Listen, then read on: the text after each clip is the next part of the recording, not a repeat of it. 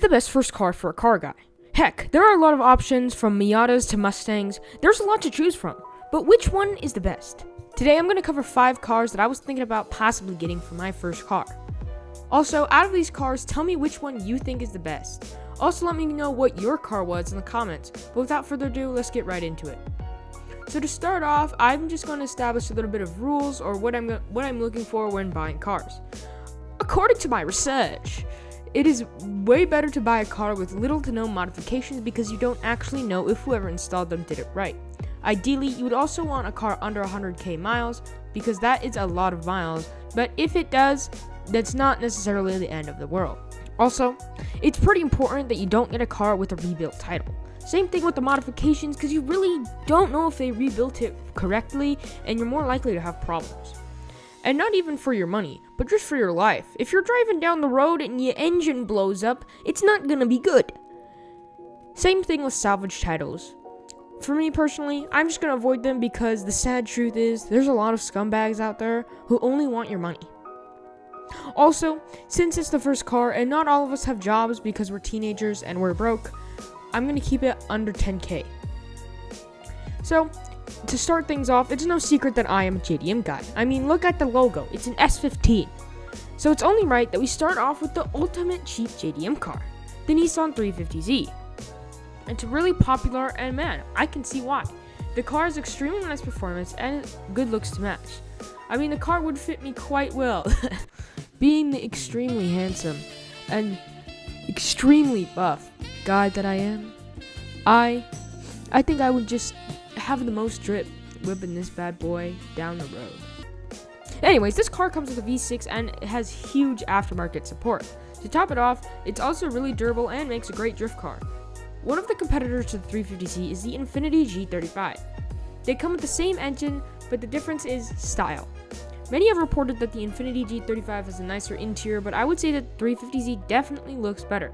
Don't get me wrong, I have seen some sick Infiniti G35s, but the 350Z is just better in my opinion.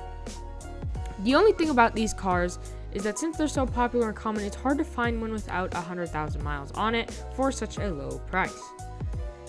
Next up, we've got ourselves a truck, the 2004 Ford F-150. I was specifically looking at the 2004 to 2006 models because they look pretty trucking cool. Get it? Trucking? Because it's a truck. Man, I am fun. Anyways, I figured that this thing looks pretty sick without very many modifications, and it would be nice to be able to move big things with a big truck. They're also relatively cheap, coming in at around 5 to 7k, just based on my research. I've also heard that these cars are very reliable. Moving on to another JDM banger, the Honda Civic EG hatchback. Really clean, honestly. All of the old Civic hatchbacks are fire and any of them will do. I found these two very nice, very cheap, looks fire. Based on my research, I found out that they are $5,000 to $9,000. Most will be around 15 to 20k, but with some digging, they can be found for such a price. They look good and have a good trunk and have multiple seats for you and the boys when you want to hang out.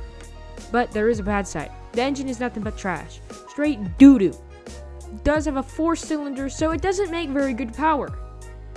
But on the plus, it looks pretty good stock.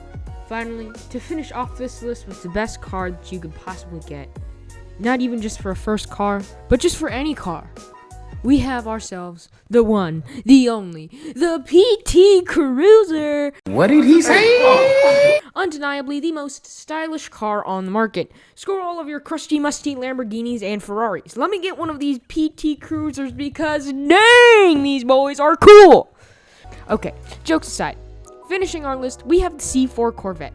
Definitely on the high end for price, about $7,000 to $15,000, but same thing, with digging, you can find these things under 10k.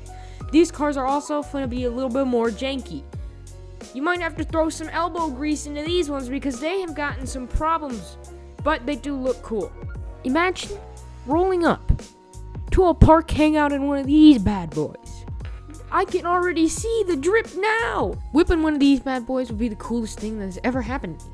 Let me get the sunglasses because the style level is just skyrocketed off the charts.